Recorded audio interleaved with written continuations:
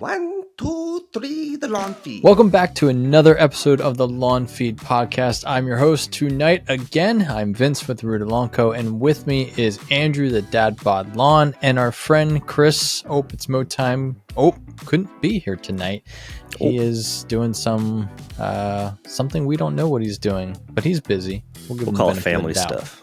Family stuff. But we do have someone in his place. A very techie wizard himself. We have our good friend Ben Schmanke. Ben, welcome. Welcome. Hello, guys. How are you? Thanks for having me on. Thanks for being here.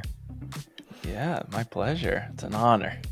Well, we appreciate Ben being here with us, and we're going to get all into things about Ben here shortly. But first, we have to thank our friends over at Twin City Seed for powering this episode and season of the Lawn Feed Podcast. Twin City Seed offers elite quality and custom blends of grass seed to homeowners, turf professionals, and more. Homeowner Resilience 2, Blue Resilience, and Fielder's Choice blends, along with the After Dark series. Shipping to all 50 states and Canada. Check them out at twincityseed.com and twincityseed.ca. And make sure you check the banner for any sales and that free shipping code. And you use LawnFeed10 for 10% off at all times. So yeah, and that season is coming up here soon. So make sure you guys are getting that grass seed. And we will be talking a little bit about grass tonight. We will, yeah. But also a lot of tech stuff. But we also need to talk about some dad stuff. Yes. So every time we have a guest on, we need to make sure we do our dad's wins and losses. So, Andrew, let's cue it up. A lawn feed tradition where we tap into who we are at heart.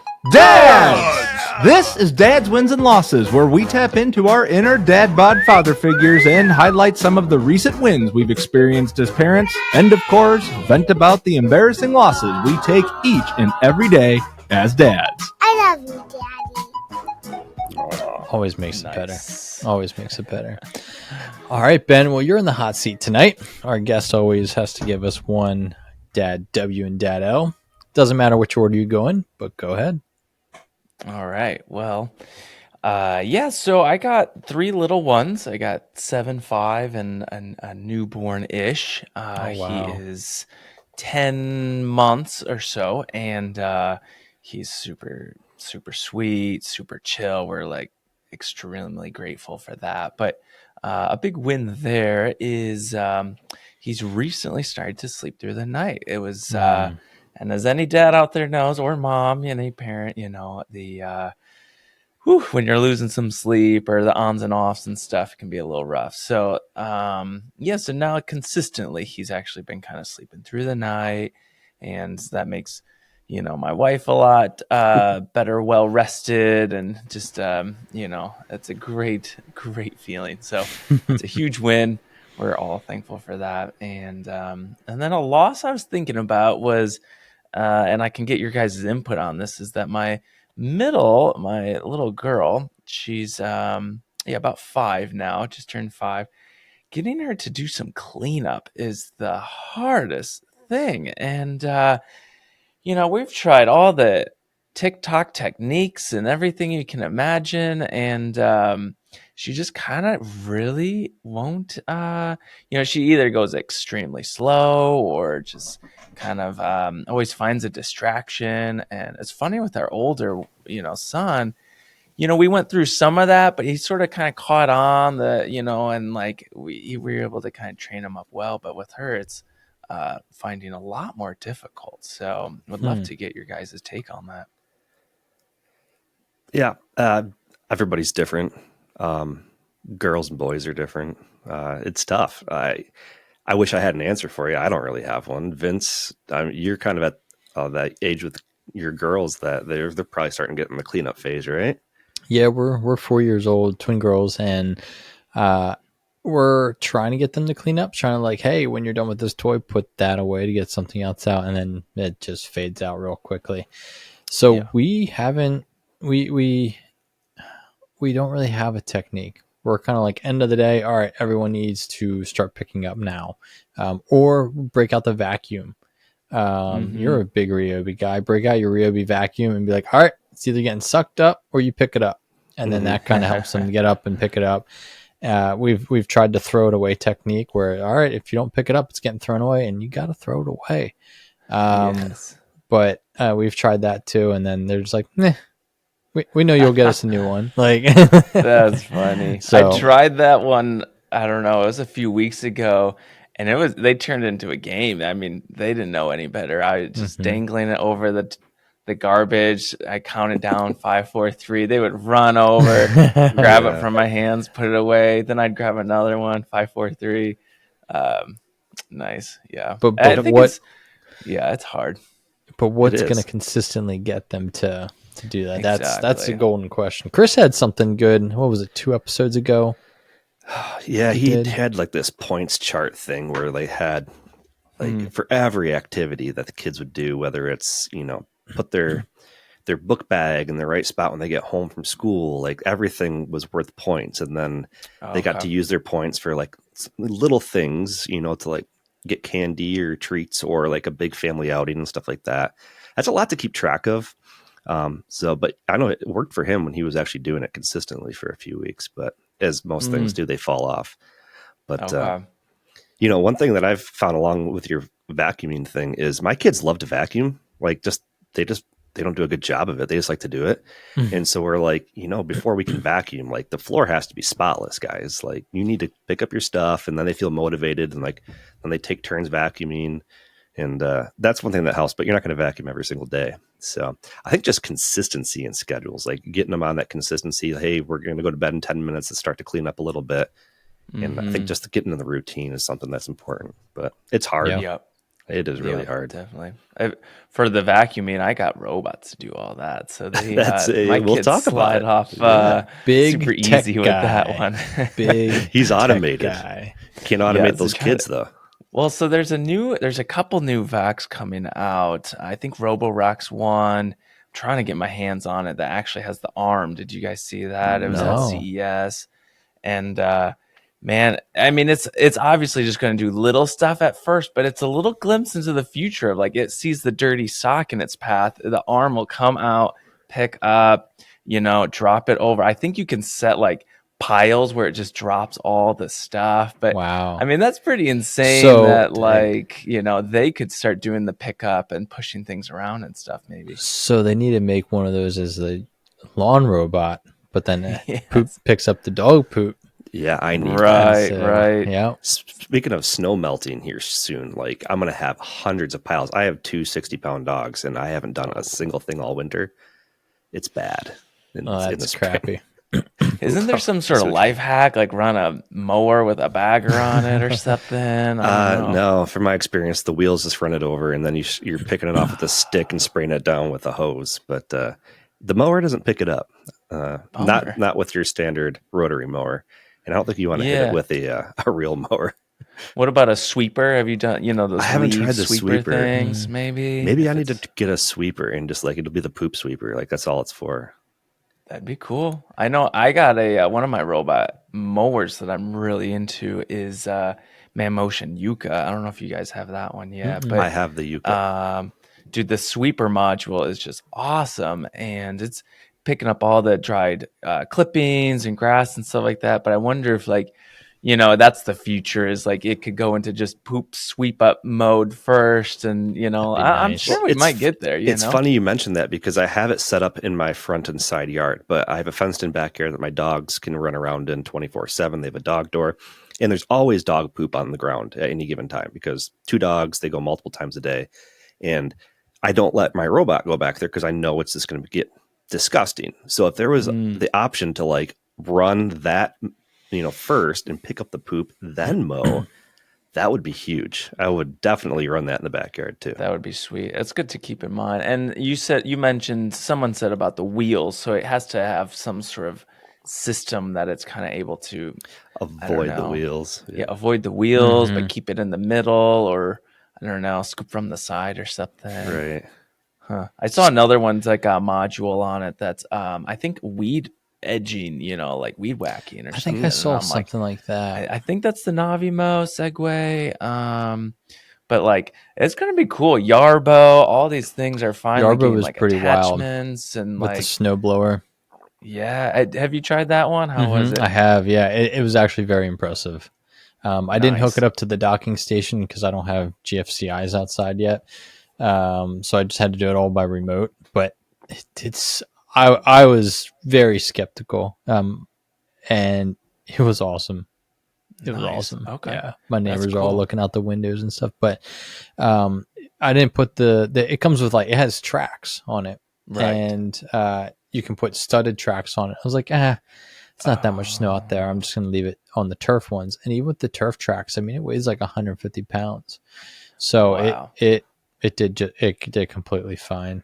Yeah. I It was saw they wild. had this attachment. I don't think it's out yet that it could grab your garbage can and bring that like to the curb and bring it back. And like From they had a Darbo. dream of, all these attachments. I Yeah. don't know if like Well- that seems a little extensive, buying a whole attachment that's Yeah. used like once a week. And Do they have one to but break down all 150 boxes my wife has sent to the house weekly? the 'Cause Amazon I would love breakdown, that. yes. Yeah. Well, it Yes. comes in like 150 boxes built like Fort Knox. So It cleans it up when it's done. It's fine. yeah. And does the weight of that heavy track system kind of indent on your grass, the lawn? We'll see. We'll see. Okay. Alan Hain was running his today. I saw in his stories, and it didn't look like it did any indents or anything like that. So, I mean, they're thick. They're probably like 4-inch wide tracks. So, Disperses yeah, it. yeah. Yeah. We'll see how it Interesting. goes. But we're gonna love touch the base robots. on robots here soon. And we were jumping talking ahead. about crap, but what's not crappy are some of your vanity measures. Ben, you are a tech wizard, and you provide viewers with ultra satisfying techie experiences. I never heard of you until I met you down in Ryobi, and I've been hooked on your content ever since. So Thank shame on the algorithm for me Right. to not be part of that 255,000 followers before I met you. It Thank should you. be pushed a lot further. You're also 386,000 on TikTok, and you got a big moment coming up on the YouTubes.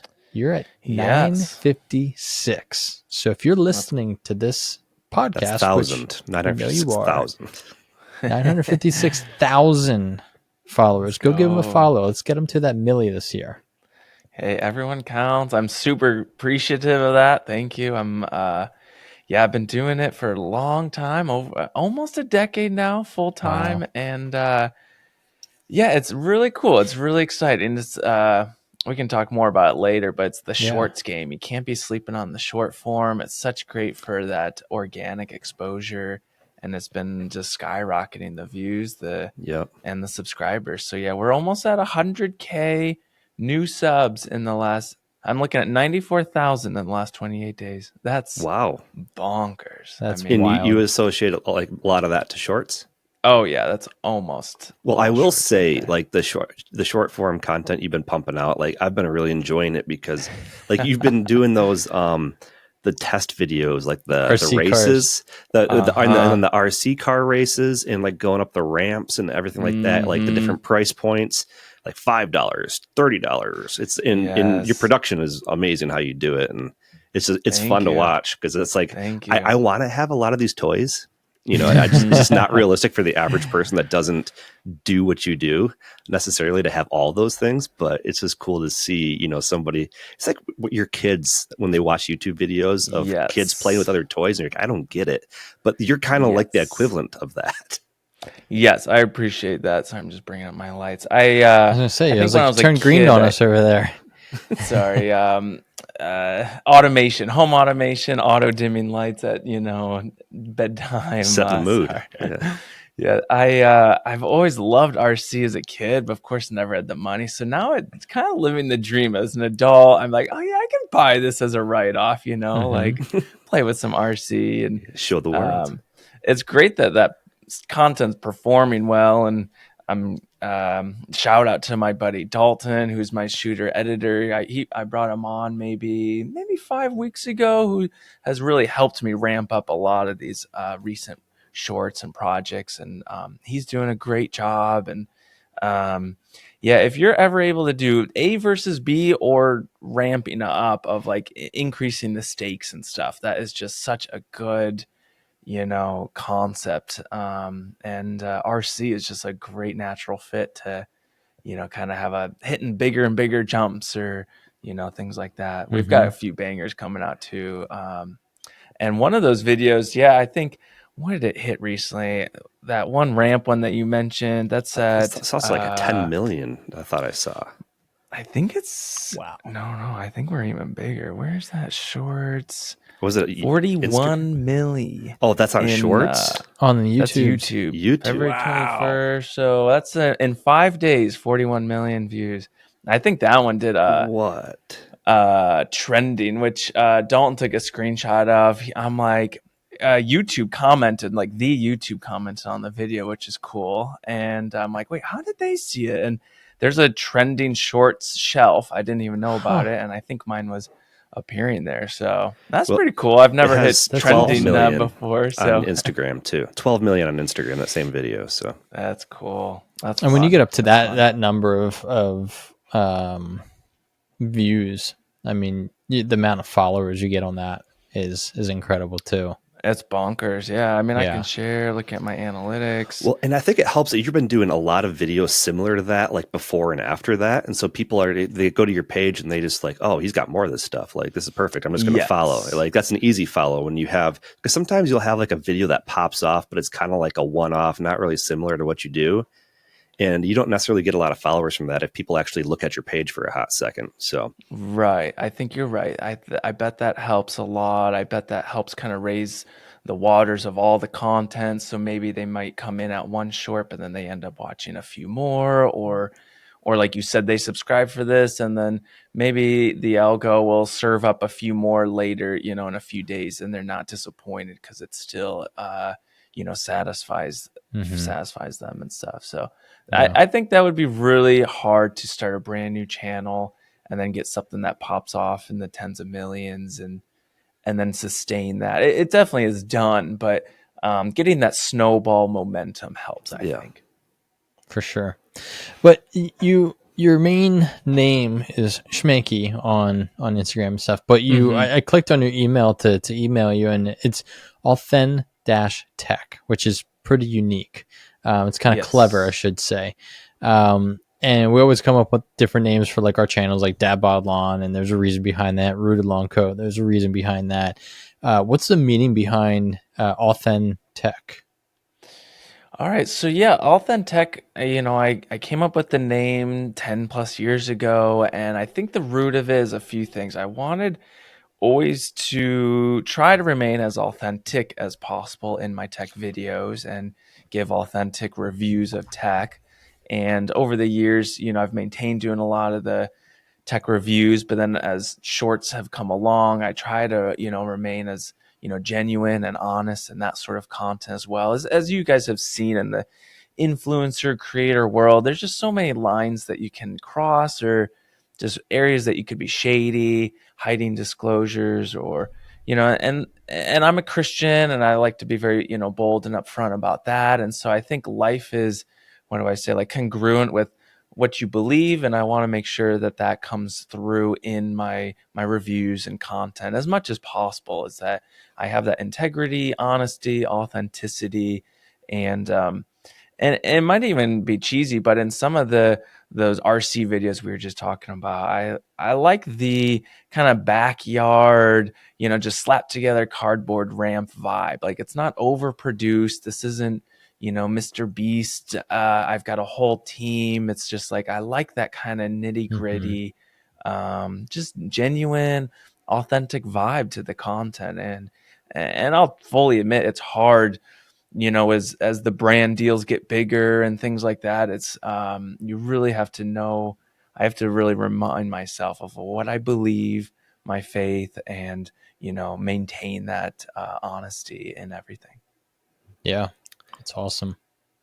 When you were just mentioning those ramps and stuff, I feel like that's something like somebody from like our listenership could see and go, oh, my son has an RC car or has something, like I can build a ramp and do that with him in the backyard out of all these Amazon boxes for my wife before I toss them in the garbage, And That's so, right. That's exactly. I mean, it could just boxes be again. it could be one RC car and a dad and a son out there just having hours of fun till the battery dies, So Yeah. That's right. It's that relatability. exactly. I can buy the fanciest of cameras and stuff, and I have some really nice lenses and bodies and stuff, but I often just shoot everything with iPhone. It has that relatability look, and besides, it all looks really good nowadays on the latest iPhones. But yeah, I think more and more as AI grows, as more and more people saturate with content, I think more people are going to want to yearn for, or they'll connect better with that relatable, authentic. AuthenTech. Now, Ben, what did you do before you did this? You said you spent 10 years since you've been doing this full time. You started the name over 10 years ago, but what did you do 10 plus years ago? And what made you want to start going down this road of the whole YouTube review tech stuff? So what started it all was way back. I've always been into making videos and photography and then entrepreneurship. And so, to skim through it, I had a little, computer business that I started when I was a kid. Then I, had a photo video business, did the whole portraits, wedding thing, pivoted into high-end real estate, marketing, videos, drones. And then it was around that time that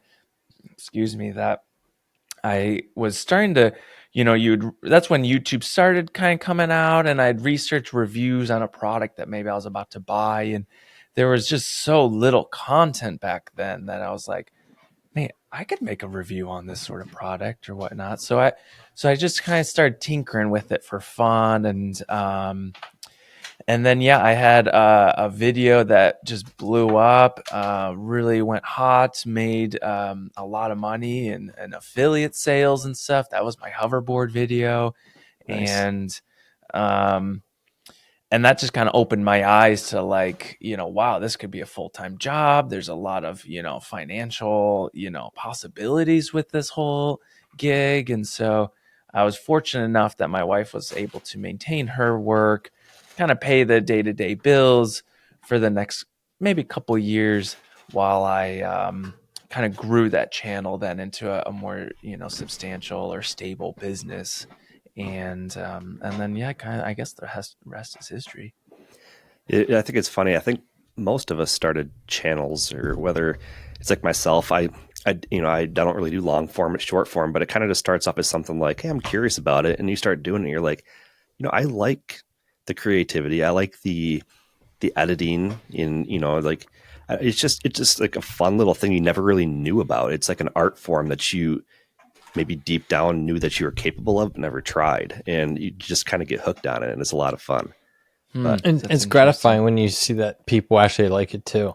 Right. And you're like, oh, wow, especially when you do something and you're just like, I'm just going to put this out there. I don't know if anybody's going to like it. And everyone's like, that's like one of your best videos. And it's like, well, maybe I should just say what the heck more often and just send it, And that's kind of what being a creator is, especially in the short form realm. Those are the best ones too. And I find that often when I get in my head of like over analyzing, oh, what's the algorithm, what's the this and that, like so often then I've parted from what created the channel in the first place of just trying to like make a fun thing or provide value in the content. And yeah, it's important to remain true, I guess, to those core, like what started you off in the beginning. And I think like you said, kind of just like the off the hip style videos really helps with the authenticity. And it was hard to say. I was like stumbling. I'm like, I'm just gonna roll with it. Yeah, but it really helps with the authenticity and just like the relatability, I think, because it's just like, yeah, you just hit record. That could have been a story post, but it turned into a great YouTube short. Whatever. That's right. And the long form, you could kind of go both ways with it. The off the cuff sometimes works well, but then sometimes the more thought through, scripted, really kind of efficiently cut, just like, 'cause I like those sort of videos when I can, just like really providing as much value as possible in the review or showcasing the product or whatnot.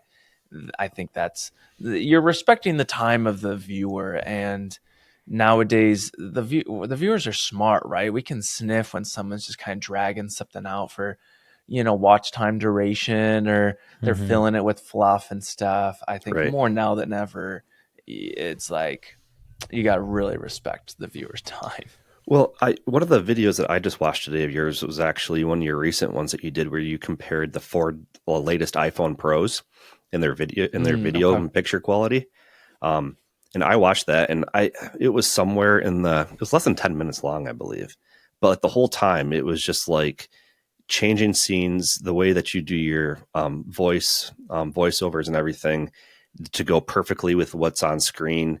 And there was no information involved that I was just like, I didn't need to hear that. It was all like pertinent information that I thought was interesting and valuable to that video. That's awesome. And so it was like a longer form, short form video. You know what I'm saying? Where it's like a lot of information in a short video, but it's just extended out to give you just a little bit more information.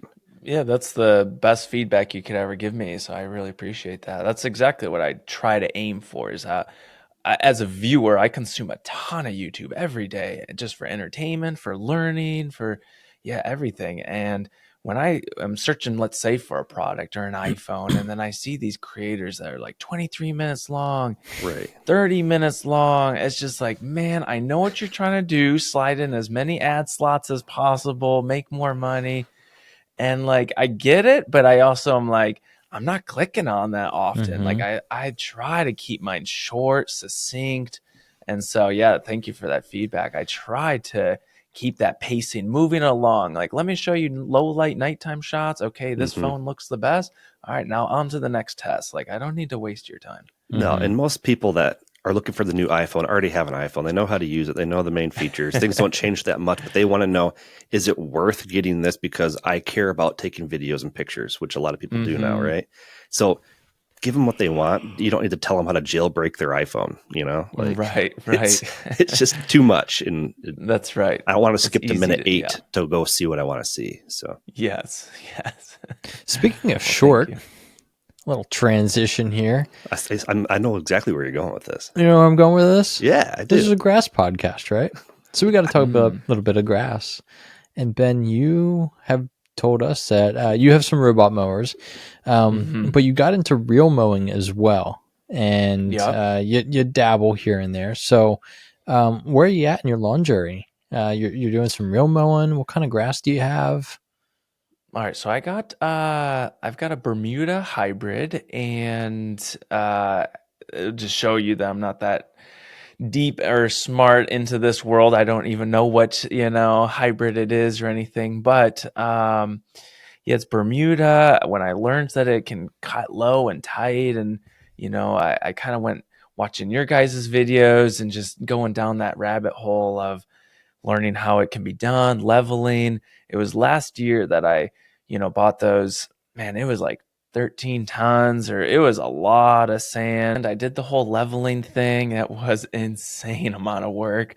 I did it by a lot of hand. I did it by a pull behind on my zero turn. That helped a bit. The wide rake, whatever you call it, leveling thing. And it was fun. I saw the Bermuda loved it. It shot up thick, and then I got into the real mowing. Just bought the nice cheapie on Amazon. It was like the $200-$300 thing that people had actually good reviews, and the thing actually performed well. It bagged up the clippings. I got it as low as it could go. I think it's 0.2. Is that probably 20 mil or something like that? It's pretty tight, but when it finally leveled out, and I did a few applications there, and went into some topical applications of stuff. What am I trying to say? Basically, it came up looking really good, and I was super happy with it. We'd play bocce ball on it, and the ball would just keep rolling and rolling. My neighbor dropped off some golf clubs to be like, "Hey man, it's a great putting green you got." And it was fun. Like, we loved it. But then, I'll say that, like, my kids were driving dirt bikes and stuff there's a lot of soft indentations that are easily made. My cheapy reel mower is like maybe 11-inch cutting width or something. That thing's super puny. It was just a lot of work. And so I guess that's kind of brings me to current day. We're coming out of winter time here, and I'm both excited for springtime, but then also a little nervous as I'm not sure if I'm what you guys think. If should I reapply? Do I just need to upgrade to a legit reel mower? I love it, but it's a lot of time. Do you have a rotary mower as well? I do, and I tried modifying it, and it wouldn't go low enough. Yeah. I had a nice 54-inch zero turn, wouldn't go low enough. My robot mower, I actually modified the height of cut, HOC down to about that 20 mil or something, and it was bagging it, and I'd run it every couple of days, and it maintained it pretty good. The quality of cut wasn't exceptional, but front of lawn I would do reel, and then side and backyard I would do robot. Mm-hmm. It's definitely one of those things where if you're going to use it like a lawn, you're going to have to keep leveling it and fix those indentations. And if you get a bigger reel mower, something like a 17-inch or 21, or what is it? Rolex says like a 25 on out now too. 17, 20, 25. Yeah, those will make that's a game changer. Having a bigger reel mower, a more powerful reel mower too.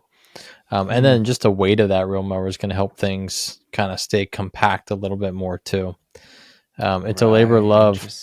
Yeah. And then like, if you're mowing it like crazy and like you can't keep up with it, there's other things. There's chemicals down there that you can stunt your lawn a little bit.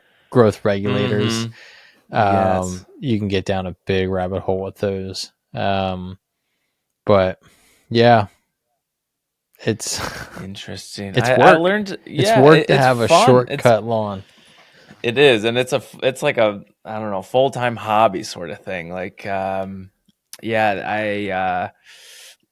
researched a lot of YouTubers. There's a local guy that I'm down in Alabama here, zone whatever that is, 7 or 8. The Bermuda loves the heat. I'm watering it quite a bit every other day, and it was just so thick, lush, like it was just awesome. And but you're right when you mentioned, if you miss a couple days, you're coming back. Mm-hmm. Now you're cutting into whatever you call it, where it's scalping it a little bit, getting into some of the underside or whatever. Mm-hmm. And so then looks a little crisped, a little orangey, dead, and you guys, if you go on vacation, I'm not laying down one of those slow growth things, so then you're in trouble. Right. That's where the robots come in. Yeah. I got a lot more robots coming in this year, but most of them don't cut low enough, so then you have to modify. Can you just cut it higher and just leave it at that height of cut? Thought about it.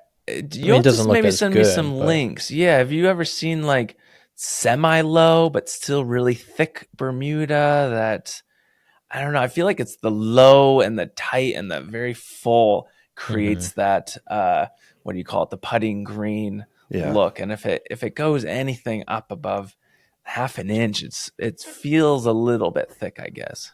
Yeah, straggly. I know what you're saying. Yeah. What do your neighbors do?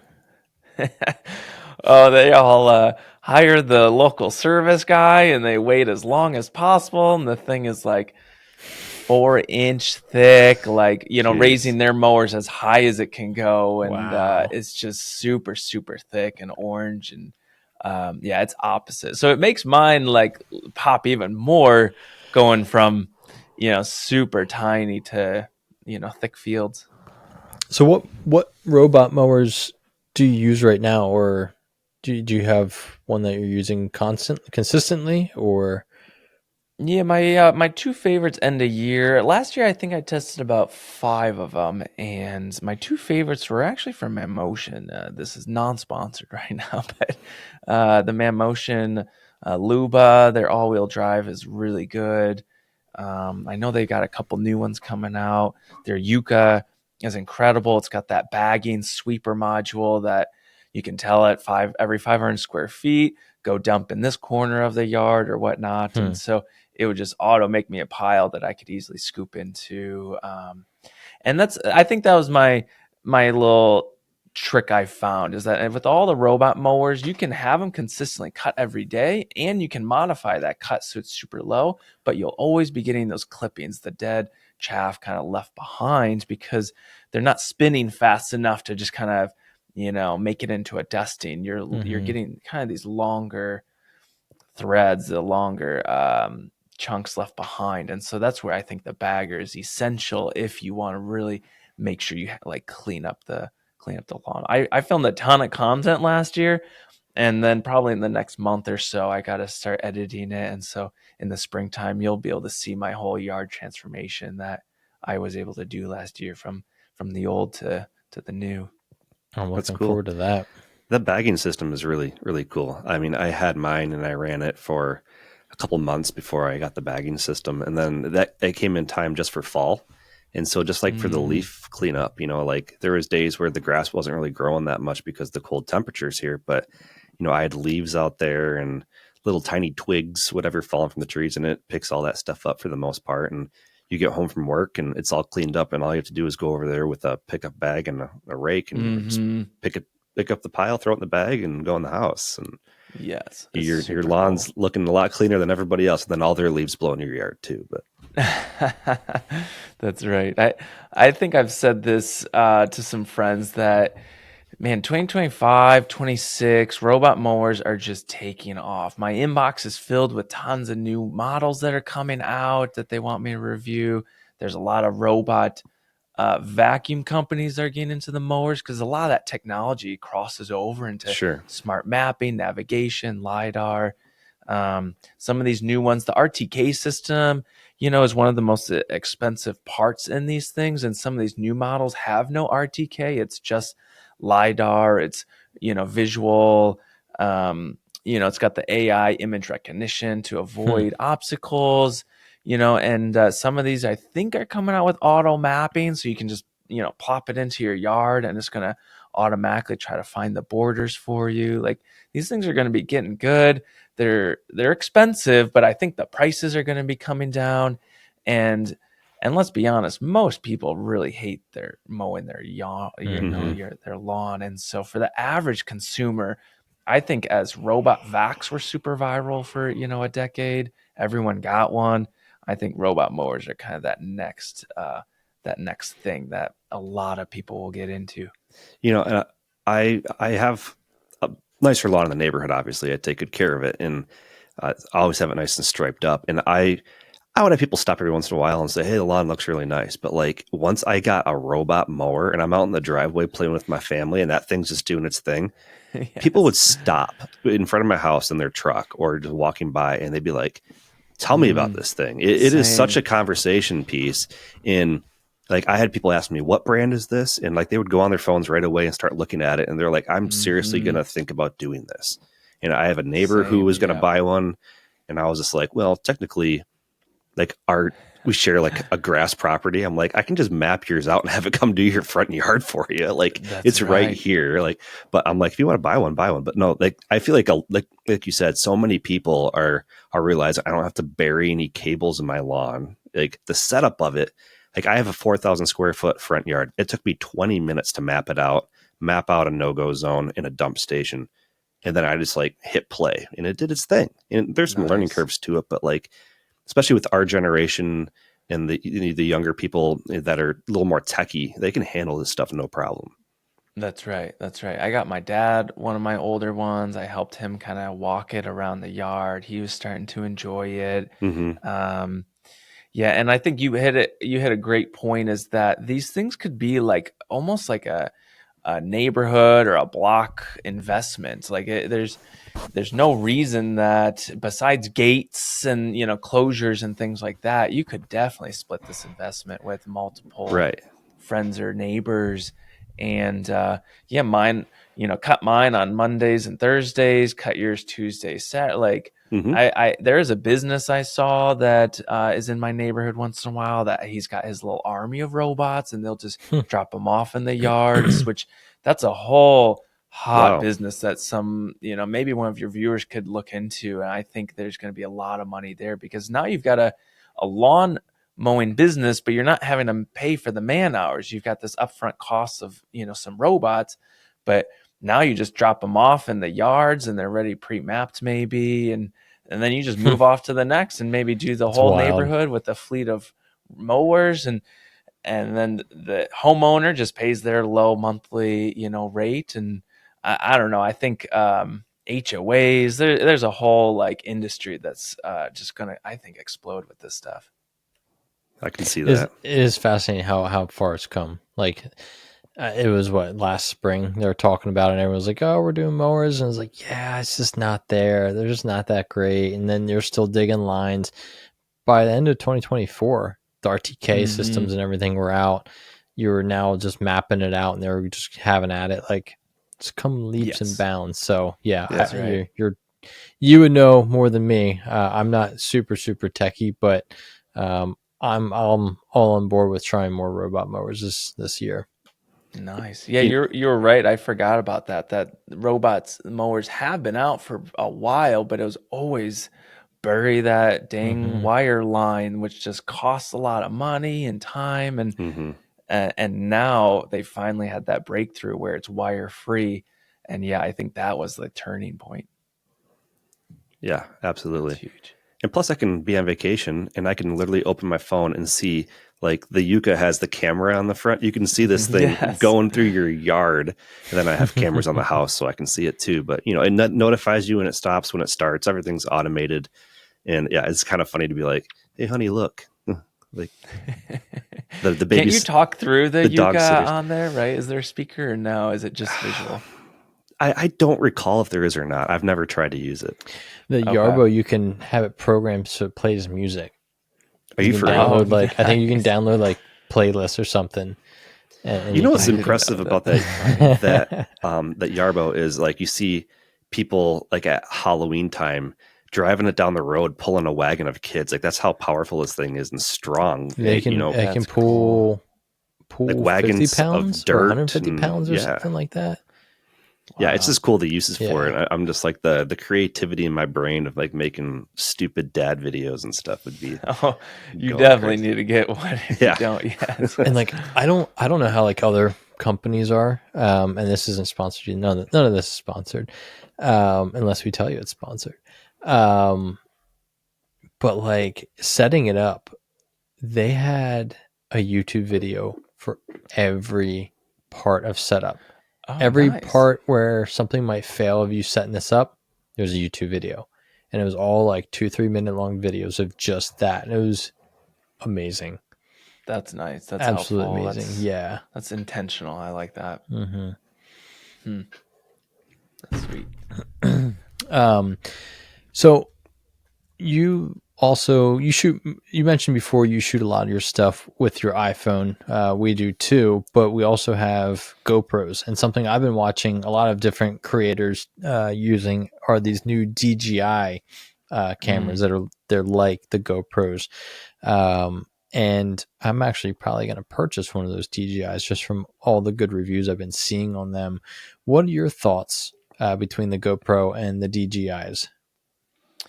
So yeah, I've tested them all. They're kind of, if you're watching on the video, there's just a whole stack back there. That's definitely one of my long-term, review things every year. The latest comes out, I review them compared to the last year's. And I'll say that GoPro had, some rough years in their last, 12 and 13. They're on 13 right now. They got better and they have some cool mods. I don't know if you have the latest 13 or the ultra wide lens mod. Those are really actually pretty cool. The macro, and it has a manual focus on there. I didn't like that one as much. Versus the DJI, I think you get more bang for the buck with the DJI, honestly. I think the image quality, stabilization, it's awesome. It's got the really sweet magnetic mounting system. It's got the wireless mic system. That's just kind of game changer if you want good sounding audio. And then how the does other that DJI work? Sorry to cut you off. How does that work? Yeah, that's just like a built-in receiver. Yeah, it's their proprietary audio sync thing, and they were just genius. They had the wireless mic that, you know, at first had a receiver dongle that you'd connect to like your SLR mirrorless, and then they started figuring out that it was, you know, we could just connect this directly to the camera with no receivers. So that works with their Action 5 Pro. It works with their Pocket 3, which is the gimbal one. That thing has a 1-inch sensor, so you get really beautiful looking image, but it's still like pocket size. It's really small, easily mountable to different spots. Yeah, both of those are just really great cameras. So you can just pull. So you buy the DJI and you buy the mic, and it's just take it out of the box and they sync up. Yeah, I mean, you might need to like hold the synchronize button for a few seconds till it blinks and go into the menus and sync up. But yeah, basically that's it. Like no receiver dongles needed anymore. Because like I have the Rode right now, and it's like okay, I have my Rode. It's hard hooking it up to a GoPro. Yeah, they're a little chunky. I'd recommend the new DJI Mic Minis. Those things. You know, disclosure, I was sponsored, but this is not sponsored. Yeah. It's authentic. Those little mini mics, those are awesome. They're so tiny. The sound quality is incredible. Those will sync up to it. Do those plug and play well with iPhones? Yeah, so that one, you know, actually has multiple things. You can get the bundle that comes with 2 mics and the receiver, and that receiver can plug into like an iPhone. Yeah. You can connect the mic wirelessly to your iPhone directly, but that's over Bluetooth, and that audio quality is not going to be very good. You'll need the receiver dongle for that. But then if you connect to the DJI cameras, then no dongle needed. It uses that wireless technology, and it sounds great really audio. great. Yeah, that's great information. So those are awesome. And then on the note of action cams, 2 others that I actually really love is the Insta360s. They've got the Go 3S. Those are those tiny little button-sized cams that like you can mount just anywhere, get some really cool, unique angles that like even a GoPro couldn't fit, a standard action cam. And then the other cam is the X4 from Insta360. That's their 360 one. That is just beautiful for time lapses, for really cool shots as well, because you reframe later after the fact, and then you can repurpose for horizontal or vertical. How would that do if you hooked it up to a mower? Sorry, Andrew, I cut you off. No, you're fine. Go ahead. Like if I'm mowing, what camera would give you that really cool angle of? I mean, that's the cool thing is like the X4, the 360 cam is awesome, because let's say you clamp it onto the handle, you could point back at your face for that angle, and then you could do a whole second cut that's looking down at your lines. So then you've gotten 2 shots out of one camera. The stabilization on it is just impeccable. You can kind of zoom in or zoom out super wide, so you're changing your perspective. It's really good for that. If you're looking for like the super high quality production look of shallow depth of field and like, oh, this looks like very clean and professional, that's where you'd want to go with the Pocket 3, where you're going to have that shallow depth of field and the image quality is just like really impeccable. What I was going to say was I wanted to go back to the DJI versus GoPro comparison. You did a video recently on the battery life. That was just a short, and I think that probably went pretty viral as well. But that's the biggest knock on GoPro that I have is the battery life. I feel like you're outside filming and the battery dies so fast. You have to have 3 or 4 batteries all charged up, ready to go, especially with us like doing footage outside in the summertime when it's hot, the sun's on it, or you have overheating issues. There's nothing worse than walking away from your camera for 5 minutes and coming back, realizing everything you just did doesn't have any footage, which is why I only film with GoPros when I want to get those cool stabilization, like clamp it to something looks. Okay. That's the only time I do it, or I film with my iPhone all the time. But and then the low light, I feel like the DJI does a little bit better with the low light from my perspective. Right. And so those were 2 things that I've been seeing, not only yourself, I've been seeing a lot of other creators doing comparisons of them. And I'm just like, for those reasons, I'm sold. Like the battery life on that DJI compared to your standard GoPro is just like is way was what, better. 3 times, Yep. 4 times? It And was no way overheating? more than I even thought. Yeah, when I ran that test, I was expecting, oh, it's gonna, win by a little bit, but it ended up just like doubling it. You're like, this And thing just die already, so I can wasn't be that the done. video? Yeah, like the GoPro actually overheated, so I had to redo the whole test, which was such a hassle. And I'm like, this is the perfect example of that. Like, Right. yeah, I had the GoPro running, I think, on a lawn time lapse, and same thing, hot summer. It either overheated or battery drained way too quick, and you go back and it lost the whole thing. It's like, it's just not reliable, and it's just unbelievable that they haven't fixed that yet. So Right. yeah, DJI is way better. Ace Pro from Insta360, that one's super good for low light, and I think their battery life is good too. It's kind of like, I hate to say it, but GoPro just is, in kind of last place with a lot of these things. Yeah. And while we're still talking about DJI, you do a lot of stuff with drones too, or have in the past. And I know Vince and I both have the DJI Mini. I got the Mini 4 Pro. I think you have the Mini 3 Pro, maybe, Vince. And for what we use for like our little overhead footage stuff, it's great, right? I kind of want to hear you talk about some of the other ones out there. And I don't even know if there's other brands besides DJI that might not be on my radar, but just kind of quickly touch on some of those. Sure. So yeah, I've reviewed tons of drones over the years. DJI, I think, is just a class leader. Their image optics, the quality of video is just insane. I have the Mavic 3 Pro they sent to me, and I was just blown away. That's the triple camera lens, on the gimbal, and you got kind of a wide, a medium, and then a super tele. And to have this thing super stable, and I can zoom in at airplanes just miles away up in the air. It feels like illegal. The thing is so cool. Now, it is a little expensive, it's like a few grand, but you're going to get insane shots from like something that high level. I do know that like, every year new stuff is coming out. I know the Mini 4 Pro, I've played with that one for the weight and the size. That thing captures really good looking video. And the battery life is crazy good. As for competitors, like, there's not a lot out there, surprisingly. I think a few tried and then they kind of fell off. They couldn't compete. Now, I do know that DJI was, in a little bit hot waters with U.S. government and, things were banning and stuff. I'm not sure if that's going to go through. I think I just saw a headline of a new drone company kind of trying to come up the ranks that's U.S. and, so unfortunately, there's not a lot of diversity in that realm right now. Like if you ask me what should I go buy, I'd probably say get a DJI right now. They're still the best. But maybe in a year or two, some new things will be out. Competition's always good. It is. It's always good for the consumer. Yeah.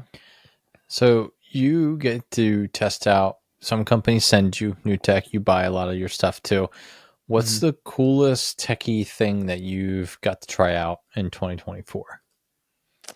Ooh, okay, good question. So in 2024, just last year, I'll have to go like look through my links. Can I rattle a few off? Absolutely. Yeah.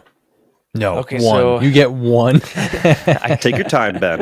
We'll there's wait. a few. There's some good stuff I got. I was thinking, I was like, love man, my you got job. cyber things and your rivet vans and I get okay. So Samsung, love their stuff. They sent me their all-in-one combo washer dryer. That thing was actually awesome. That thing looks sweet. So if some of your viewers don't even know it exists, like there's one machine that can you throw in your dirty laundry, you walk away, and on your phone it'll ding, and you walk back, and it's not only cleaned but it's fully dried. It's the all-in-one combo. It's game folded. changer. It's folded. It's in your closet. No, that thing was really cool. And my video, I compared it a bit to the GE because my wife and I bought the GE, thought it was going to be awesome, and that thing was just really stunk. So the Samsung, that thing was awesome.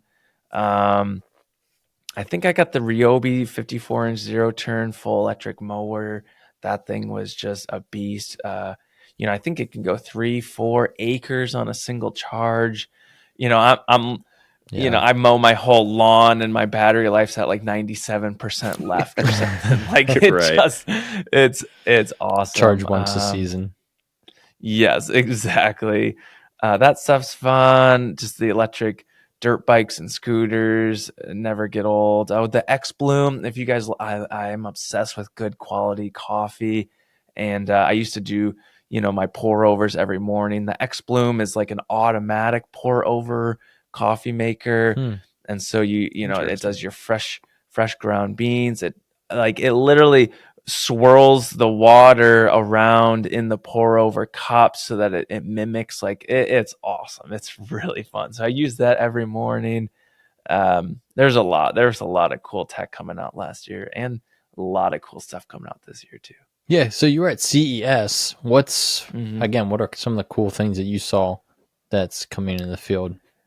CES is always fun and exciting. I got invited to a few, private events that was fun from, some big companies. I wish I could say that, they showed what they're coming out with this year. And there's some big disruptors. I'm trying to think of what is public that I can, talk about.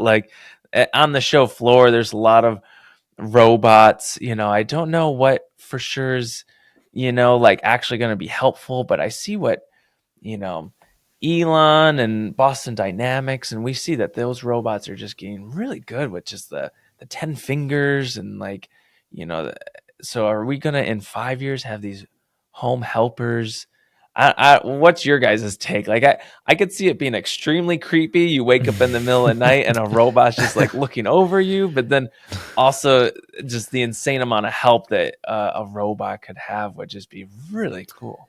Yeah, I mean, this is I was joking a minute ago about folding the laundry. I mean, that could be literally something a robot could do for you. And there might even be some of that tech already out there, especially overseas maybe. But I'd personally be afraid of something that can function at that level, getting hacked or something. The next thing you know, you wake up in the middle of the night and they got a kitchen knife in their hand or something. That's my ultimate fear, right? I think that's what most people are they start to fight back. But I don't know. That's right. Tech advances so fast these days that things have happened in the last 5 years that I never thought I'd see in my lifetime. Back when I was in high school, I'm that'll never happen. And here we are. And so anything's possible. And the new tech is only making the tech advance even faster. So that's right. Yeah, I have a friend that just built a house recently, and everything's automated. Everything's techie. So he walks in through one room to the next, lights turn on.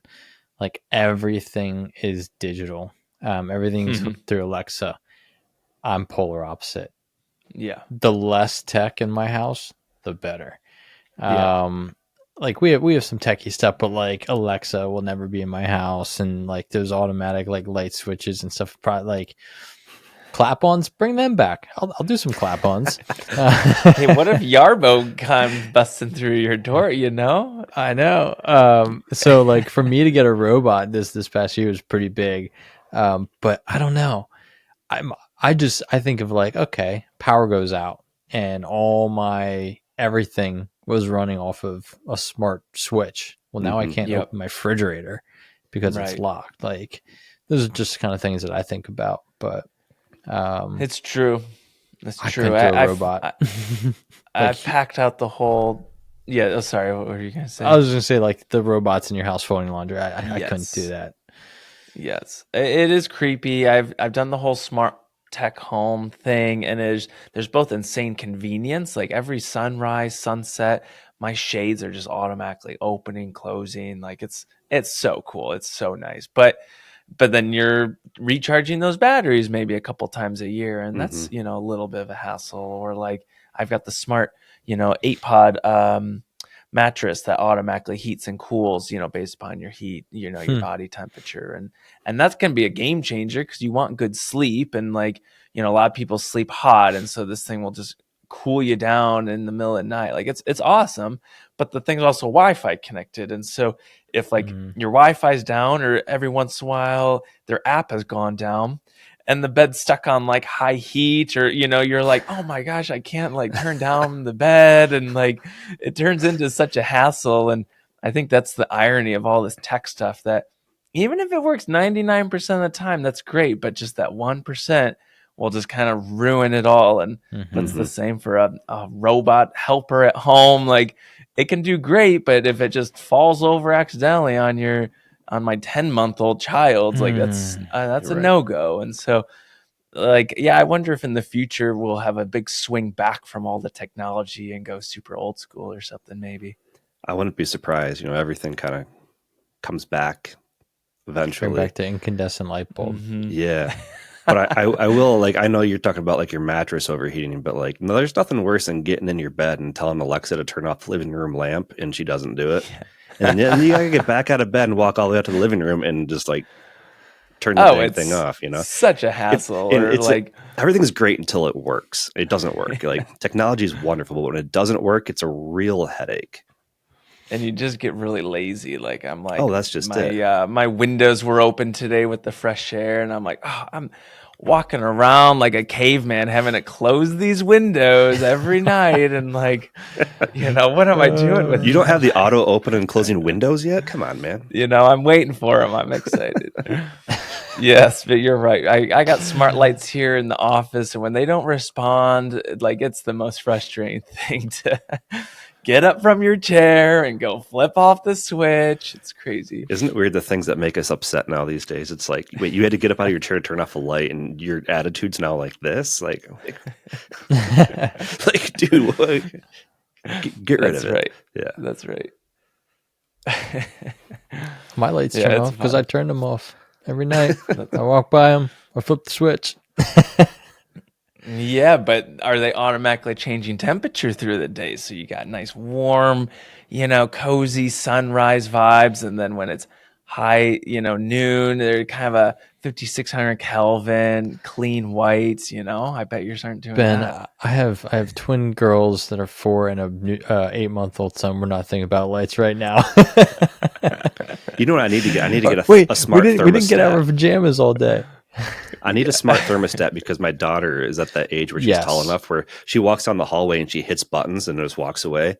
And next thing you know, we're going to bed and I'm like, "Are you cold?" She's like, "Yeah, I'm cold." And you go out in the hallway and it's set to 63 and that's what it's at, in the winter here. I would get a smart heating system. I will say that. Okay. So you both are sold on a little smart thermostat. Not bad. What's your recommendation now that you have us? I've tested a few. I'm currently running the Honeywell. I think it's like the T9 or something. It's legit. It's super, actually, like, pretty cheap, and it's just you could almost call it like a dumb smart one. It kind of looks like a normal up down, heat cool one, but you still have the app control. You can automate the schedule. So mine's just kind of morning, evening, and sleep time. It kind of cycles through, and so that one works really good for us. But then I think the number one is Nest. I think they're really good. They kind of looks the most futuristic, but I don't know. Actually, as a pro to the Honeywell, and then also Ecobee was pretty decent. You've got remote sensors, which I'd recommend whatever system you go. That's right. You can put them in different rooms and stuff. Yes, right? You have to get those because wherever your one thermostat is, that doesn't represent the whole home. So you get a few of these pucks. I've got one in the baby's room, one in the thing, and then you can either average out your whole house's temperature, or you can actually prioritize certain rooms. So if you just want to make sure that the kids' room doesn't go below a certain temperature and during sleep time, you can set that. And so that's actually really nice. That is cool. Cool. I might have to look into that. Ever since we bought a house, I'm like, this is one thing I want to do. I just never dropped the coin to do it, but I think it might be time. So yeah, thanks to your recommendations, I think it might be the Honeywell. We always I always get up I get up super early. And we set our house pretty cool at night. I forget what was the 60, 66 or 65. Yeah, and so I get up and I'm like, it's great sleeping weather, but then when you don't want to get out of bed because it's cold. So then I have to get up, and like as I'm leaving, before I leave the house, I turn the thermostat up so my wife gets up, and it's nice and 66, 67 in there. It's nice to get up to, but it'd be so much nicer if I'm like, just set it. Wow. So you manually do that every morning. Every morning. I use these fingers and I doop. That's crazy. Vince turns on his own lights and eats red meat. You'd save in your life if it's just automatic. That's like seconds, man. Seconds. Or if he just didn't do it and his wife woke up to a cold house. So it is what it is. Yeah. Yes. Hey, we Well, have maybe you heat, need- so we're blessed. Right. You go next after the thermostat, you can go into the smart mattress. That way, like it automatically cools you down when you're going in your deep REMs, and then when you want to wake up, it can kind of cook you out. Raise the body temps, and that's nice. It's nice. Would be I'm nice. afraid that if it's too comfy, I'll never want to leave the bed, and I already don't want to do that. That's so. exactly it. You And- never want to leave. And speaking of which, Ben, it's getting late. This Yeah. has been an awesome conversation. I think we could talk about technology all day. That's like one of my things that I'm kind of passionate about in life and kind of just put on the back burner over time with kids and all this other new lawn stuff that I'm into. Yeah. But before we wrap up, do you want to tell everybody where they can find you and maybe anything exciting you got coming down the pipeline really quick? Yeah, well, thanks again for having me on, guys. This was a blast. And if any listeners want to check out my stuff, you can just type in AuthenTech in YouTube or search Ben Schmanke in Google, and it'll come up all my links and stuff, Instagram, TikTok.